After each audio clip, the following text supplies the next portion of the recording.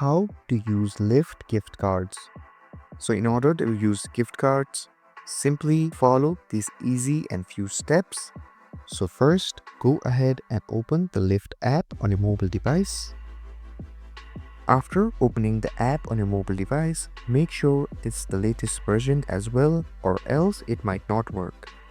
Here you will see three options on the bottom. Simply go ahead and tap on the U option on the bottom right corner of your screen.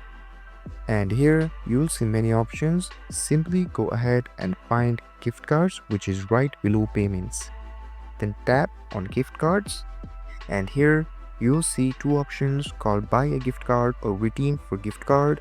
If you have already bought a gift card and want to use it, simply tap on the gift card number box, then type in your gift card number, and after you've typed in the gift card number, simply tap on redeem. And it is that easy.